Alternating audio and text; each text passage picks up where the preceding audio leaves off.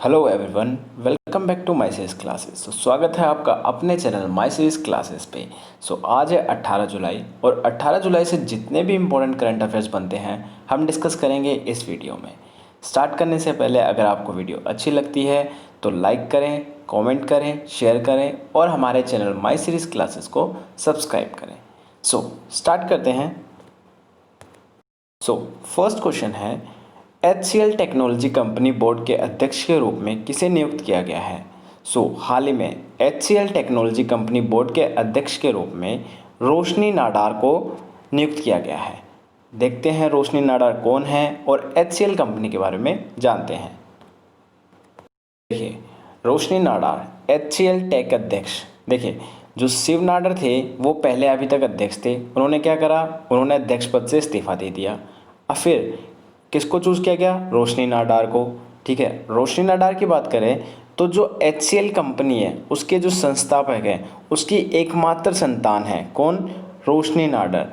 और 2019 की फोर्ब्स की लिस्ट का मतलब पता है ना आपको, जिसमें टॉप 100 रिच पर्सन्स होते हैं उसके अंदर 100 सबसे शक्तिशाली महिला सूची में ये तो 54th स्थान पे थी। ठीक है, 54वें स्थान पे थी ये। आई होप आपको रोशनी नाडार के बारे में पता चल गया होगा। बात करें HCL कंपनी की तो देखो, इसकी इस्टेब्लिशमेंट कब हुई थी? 1976 में HCL कंपनी की इस्टेब्लिशमेंट हुई थी। बात करें इसके हेडक्वार्टर कहाँ है? नोएडा। इसका हेडक्वार्टर कहाँ है? नोएडा। इसके CEO कौन है अभी हाल में? इसके CEO हैं C विजय कुमार। कौन है? C विजय कुमार। ये बात करी हमने HCL कंपनी के बारे में। Let's move on the next. आपको पता है जैसे कि हमारे ऑप्शंस भी करंट अफेयर से होते हैं। हमने अभी डिस्कस करा रोशनी नाडार को। अब डिस्कस करेंगे हम बाकी सारे ऑप्शंस को कि ये सारे करंट अफेयर्स न्यूज़ में क्यों हैं। तो देखिए, आचार्य श्री पुरुषोत्तम प्रियदास जी का निधन हुआ है हाल ही में। उनका निधन किस वजह से हुआ है? कोविड-19 की वजह से।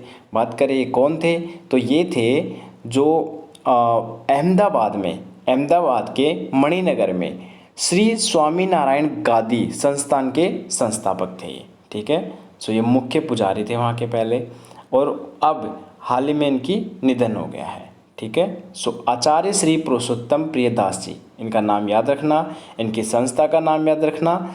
ठीक है, नेक्स्ट देखिए, हाल ही में चंद्रिका प्रसाद संतोखी न्यूज़ में क्यों है? मैंने ऑप्शन में क्यों लिया है? देखिए, भारतीय मूल के नेता सूरीनाम के राष्ट्रपति बने। तो ये हाल ही में किसके राष्ट्रपति बने? सूरीनाम। देखिए, चंद्रिका प्रसाद संतोखी को लैटिन अमेरिका देश के राष्ट्रीय सभा द्वारा सूरीनाम का राष्ट्रपति चुना गया है। और ये कौन सी पार्टी से थे?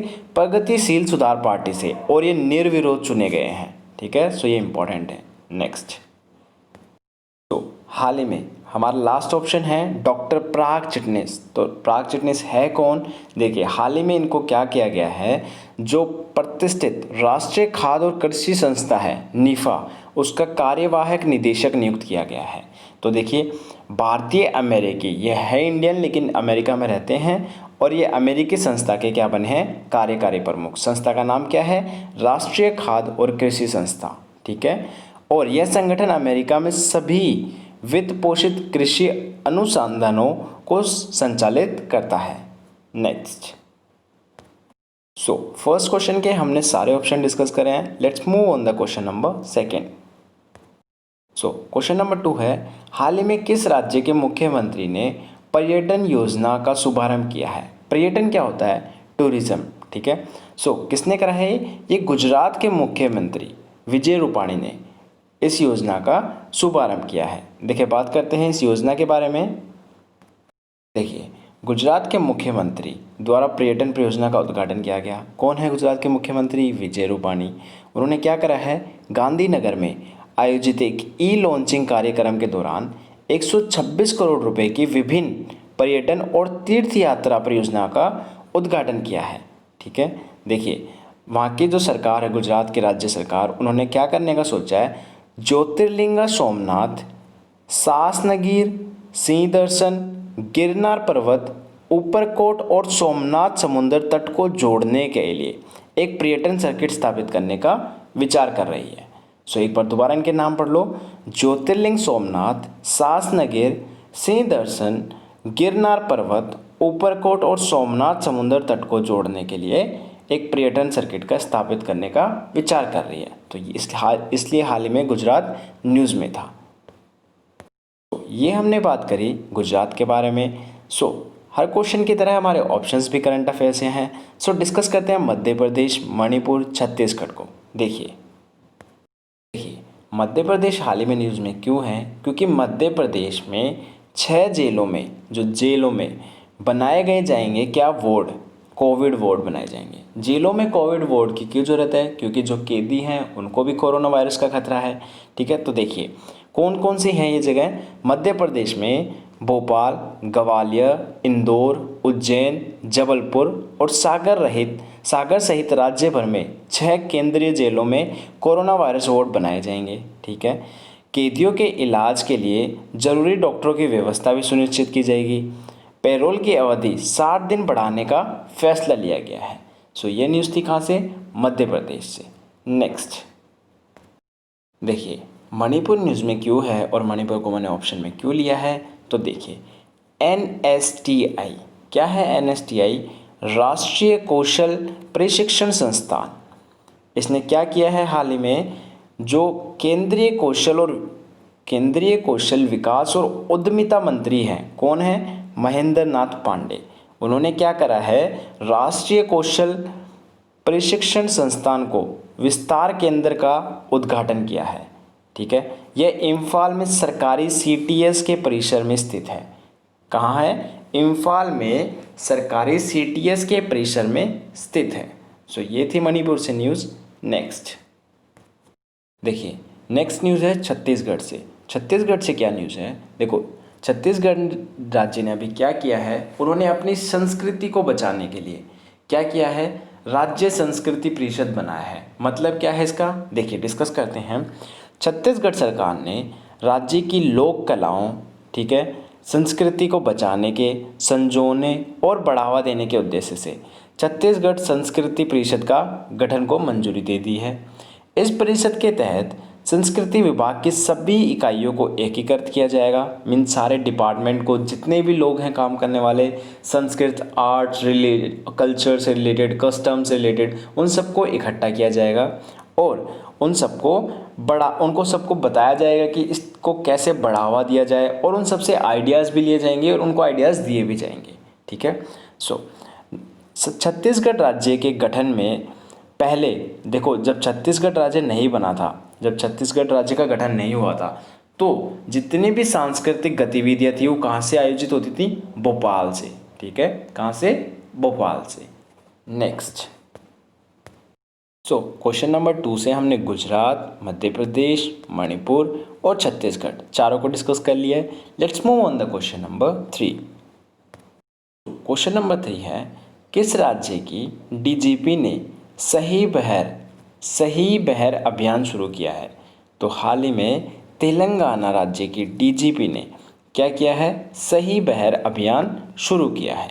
बात करते हैं सही बहर अभियान के बारे में और तेलंगाना राज्य के बारे में। देखिए तेलंगाना DGP ने सही बहर अभियान शुरू किया है। सबसे पहले हम बात करते हैं ये सही बहर अभियान स्टार्ट किया क्यों गया है। तो देखिए जो सही बहर अभियान है वो स्टार्ट किया गया है, जो नाबालिग होते हैं उनका यौन उत्पीड़न या ऑनलाइन शिक्षा की गतिविधियों की आड़ में मेलवेयर और युवा वयस्कों के व्यक्तिगत जानकारी डेटा चोरी करना, या फिर देखो बेसिकली ये जो अभियान है सही बहर अभियान, ये जितने भी साइबर क्राइम्स होते हैं उनको निगरानी में रखने के लिए बनाया गया है, लॉन्च किया गया है। ठीक है, देखिए आपको ये पता चल गया सही बहर अभियान बनाया क्यों गया है। अब बात कर लेते हैं, देखो तेलंगाना पुलिस के महिला सुरक्षा विंग ने, जो महिला सुरक्षा विंग है वहाँ का तेलंगाना का, उसके साथ मिलकर जो DGP हैं तेलंगाना के, उन्होंने ये अभियान शुरू किया है। इसका उद्देश्य महिलाओं और बच्चों के लिए सुरक्षित साइबर स्पेस प्रदान करना है। ठीक है, आपको समझ में आ गया होगा। नेक्स्ट अभी हमने डिस्कस करा है तेलंगाना को, बाकी डिस्कस करते हैं असम, महाराष्ट्र और अरुणाचल प्रदेश को। देखो अरुणाचल प्रदेश से क्या न्यूज़ है, तंगम, अरुणाचल प्रदेश में एक प्रजाति है तंगम, ठीक है, तंगम, ठीक है, उसके ऊपर हाल ही में पेमा खांडू ने एक बुक का विमोचन किया है। सो इम्पॉर्टेंट है, सिर्फ ये याद रखना कि जो अरुणाचल प्रदेश के मुख्यमंत्री हैं उन्होंने किस प्रजाति पर बुक का विमोचन किया है, तो उन्होंने तंगम प्रजाति पर एक बुक का विमोचन किया है। बात करें महाराष्ट्र और असम की, तो देखिए असम से क्या न्यूज़ है, हाल ही में जो पोबा रिजर्व फॉरेस्ट है उसको क्या किया जाएगा, उन्नत किया जाएगा। उन्नत मतलब उनका डेवलप किया जाएगा। किस वे में डेवलप किया जाएगा, देखिए असम के मुख्यमंत्री सर्बानंद सोनोवाल, कौन है असम के मुख्यमंत्री, सर्बानंद सोनोवाल, उन्होंने क्या घोषणा की है हाल ही में, जो धेमाजी में, देखो धेमाजी में महत्वपूर्ण जैव विविधता हॉटस्पॉट पोबा रिजर्व है उसको क्या किया जाएगा, वन्य जीव अभ्यारण्य में उन्नत किया जाएगा। तो उसे अब नेशनल पार्क बना दिया जाएगा और वाइल्ड लाइफ सेंचुरी का टैग दे दिया जाएगा, ठीक है। बात करें इसके बारे में, तो 1924 में 10,522 हेक्टेयर क्षेत्र के साथ घोषित पोबा रिजर्व फॉरेस्ट वनस्पतियों और जीवों की एक विस्तृत श्रृंखला का घर है। सो ये विशेषता बताई गई है वो किस लिए फेमस है। सो आप याद रखना, पोबा रिजर्व फॉरेस्ट को अब क्या बना दिया जाएगा, वन्य जीव अभ्यारण्य में उन्नत किया जाएगा। अगर हम ऐसे ही बात करें, अभी रिसेंटली थोड़े टाइम पहले असम ने एक और उसको नेशनल पार्क बनाने का डिसीजन लिया था, तो उसका नाम था Dehing Patkai wild life sanctuary.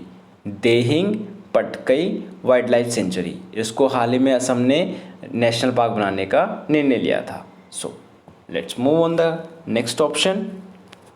देखिए महाराष्ट्र हाल ही में न्यूज़ में क्यों है, देखिए महाराष्ट्र ने नासिक में एक पहल शुरू की है। पहल का नाम क्या है, health service on your door step. Health service on your door step, इसका मतलब क्या है, लोग हमारे घर पे आएंगे महाराष्ट्र में, उनके लोगों के घर पे जाएंगे और जिनके अंदर भी सिम्टम्स दिखते हैं उनको, जैसे पेट दर्द होना, खांसी होना, बुखार होना, कोल्ड होना, कफ होना, ये सब जिनके साथ भी दिखेंगे वो उनको क्या करेंगे, उनका टेस्ट करेंगे वो कोविड-19 पॉजिटिव है कि नहीं है। सो ये कोविड-19 के प्रसारण को रोकने के लिए ये पहल शुरू की गई है। किसके द्वारा की गई है, महाराष्ट्र सरकार द्वारा, और इसमें 556 दस्तों का गठन किया गया है और उन्हें कोविड पॉजिटिव मरीजों का पता लगाने का काम सौंपा गया है, ठीक है। नेक्स्ट क्वेश्चन नंबर 4 है, हाल ही में $916 मिलियन का अवार्ड किस देश को मिला है। जो ये बेसिकली अवार्ड, आप इसे अवार्ड कह लो या फिर आप इसे एक समझौता कह लो या एक डील कह लो, ठीक है। सो अवार्ड वर्ड को हटा दो यहाँ पे, ठीक है। सो देखिए डिस्कस करते हैं इसको। देखिए बोइंग को $916 मिलियन का सौदा प्राप्त हुआ है। सौदा प्राप्त हुआ है या आप कह लो इन्होंने क्या जीता है, एक अनुबंध जीता है, मीन्स एक एग्रीमेंट जीता है, एक टेंडर जीता है। किसने, बोइंग ने। किसके लिए जीता है, देखो बोइंग ने सितंबर 2024 तक एक अंतर्राष्ट्रीय अंतरिक्ष स्टेशन, इंटरनेशनल अंतरिक्ष स्टेशन, ठीक है, क्या करा है, इंटरनेशनल स्पेस स्टेशन के संचालन का समर्थन करने के लिए लगभग $1 बिलियन का अनुबंध जीता है। बात करें इसमें ये बोइंग क्या करेगा, इसमें आईएसएस की कैसे हेल्प करेगा। और आईएसएस बोइंग को पैसे क्यों दे रहा है, $916 मिलियन क्यों दे रहा है, ठीक है। तो देखिए जितनी भी एक्टिविटीज़ होगी इंटरनेशनल स्पेस स्टेशन पे, किस पे, अंतर्राष्ट्रीय अंतरिक्ष स्टेशन पे, जितनी भी एक्टिविटीज़ होगी जैसे कि इंजीनियरिंग सहायता सेवाएं, संसाधन कर्मियों का प्रदान करेगा और स्टेशन की कई प्रणालियों का प्रबंधन करेगा। ये सारे काम कौन देखेगा, बोइंग देखेगा, ठीक है। सो आई होप सो आपको ये न्यूज़ समझ में आ गई होगी। नेक्स्ट डिस्कस करते हैं बाकी ऑप्शंस को, जैसे अमेरिका, ऑस्ट्रेलिया, बांग्लादेश और संयुक्त राष्ट्र संघ, इन चारों को डिस्कस करते हैं। हमारे क्वेश्चन का आंसर था बोइंग, ठीक है। देखिए बांग्लादेश ऑप्शन में है और बांग्लादेश से 2 इंपॉर्टेंट न्यूज़ है। फर्स्ट न्यूज़ क्या है, शाहिदुल, आलम, इनका नाम याद रखना। इन्होंने कौन सा अवार्ड जीता है हाल ही में? प्रेस फ्रीडम अवार्ड विजेता हैं ये, international press freedom award. Shahid Alam को 2020 का इंटरनेशनल प्रेस फ्रीडम अवार्ड विजेताओं में से एक घोषित किया गया है। ठीक है, ये है कौन? ये बांग्लादेशी फोटो जर्नलिस्ट हैं और पाठशाला मीडिया संस्थान के संस्थापक हैं। ठीक है, अब बात करते हैं इनके अलावा और किसने जीता है। तो committee to protect journalist Shahidul और ईरान, नाइजीरिया और रूस से अन्य 3 लोगों को भी सम्मानित करेगी। ठीक है, नेक्स्ट न्यूज़ है बांग्लादेश से। जो सेकंड न्यूज़ है इम्पोर्टेंट बांग्लादेश से, वो ये है जो छत्तीसगढ़ बंदरगाह हैं, छत्तीसगढ़ बंदरगाह के माध्यम से कोलकाता से अगरतला के लिए पहला परीक्षण कंटेनर जहाज 16 जुलाई 2020 को जहाज रानी मंत्री मनसुख मंडाविया द्वारा रवाना किया गया। ठीक है, समझ में आ गया होगा। अब ये भारत के साथ माल के आवागमन के लिए चेट्टोग्राम और मोंगला बंदरगाहों देखिए, ये भारत के साथ माल के आवागमन के लिए चेट्टोग्राम और मोंगला बंदरगाहों के उपयोग की अनुमति देकर भारत बांग्लादेश समुद्री संबंधों में एक नया अध्याय खेलेगा। सो बेसिकली ये किया क्यों गया है? भारत और बांग्लादेश के बीच समुद्री जितने संबंध है उनको इम्प्रूव करने के लिए। ठीक है, नेक्स्ट देखिए, संयुक्त राष्ट्र ने क्या करा है? तहरीक ए तालिबान पाकिस्तान TTP आतंकवादी समूह ने नेता नूर वली महसूद को वैश्विक आतंकवादी के रूप में नामित किया है। ठीक है, और पाकिस्तानी नागरिक को संयुक्त राष्ट्र सुरक्षा परिषद की प्रतिबंध समिति द्वारा ISIL और अल कायदा प्रतिबंध सूची में जोड़ा गया था, जो उसे एक संपत्ति जमा, यात्रा प्रतिबंध और हथियारों के प्रतिबंध के अधीन करता था। समझ में आ गया होगा कि संयुक्त राष्ट्र संघ मैंने ऑप्शन में क्यों लिया था। नेक्स्ट देखिए, ऑस्ट्रेलिया ऑप्शन में क्यों है? क्योंकि ऑस्ट्रेलिया के जो जेडनिक हैं, कौन है? जेडनिक, ऑस्ट्रेलिया के पूर्व कप्तान माइकल जेडनिक ने फुटबॉल से संन्यास लिया है। उन्होंने 2018 में अंतर्राष्ट्रीय स्तर से संन्यास ले लिया था। उन्होंने सोकेरो के लिए 79 कैप अर्जित किए हैं और 2015 में एशियाई कप खिताब जीतने में मदद की है। तो ऑस्ट्रेलिया के पूर्व कप्तान माइकल जेडनिक ने क्या लिया है? फुटबॉल से संन्यास लिया है, इसलिए ऑस्ट्रेलिया ऑप्शन में था। देखिए, क्वेश्चन नंबर 5 है, हाल ही में किस IIT ने विश्व की सबसे सस्ती कोविड-19 टेस्ट किट कोरोश्योर, टेस्ट किट का नाम देखो, कोरोश्योर प्रस्तुत की है? तो ये किसने करी है? IIT दिल्ली ने। देखो, IIT खड़गपुर और IIT बॉम्बे न्यूज़ में नहीं है, लेकिन IIT मद्रास न्यूज़ में है। IIT दिल्ली का इसका आंसर है और IIT मद्रास न्यूज़ में है। क्यों है IIT मद्रास? देखिए, IIT मद्रास न्यूज़ में क्यों है? क्योंकि इन्होंने हाल ही में पोर्टेबल अस्पताल विकसित किया है। पोर्टेबल क्या होता है? जो ईजिली कहीं कैरेबल हो, कहीं उसे स्थापित कर सकें, एक जगह से दूसरी जगह कैरी कर सकते हैं। ऐसा अस्पताल किसने स्थापित किया है? IIT मद्रास ने। देखो, डिस्कस करते हैं। IIT मद्रास ने इनक्यूबेटेड स्टार्टअप मॉड्यूलस हाउसिंग ने एक पोर्टेबल अस्पताल इकाई विकसित की है, जिसे 4 लोगों द्वारा 2 घंटे के भीतर कहीं भी स्थापित किया जा सकता है। सिर्फ 4 लोगों द्वारा 2 घंटे में कहीं भी स्थापित किया जा सकता है इसे क्या कहा गया है? मेडिकैब।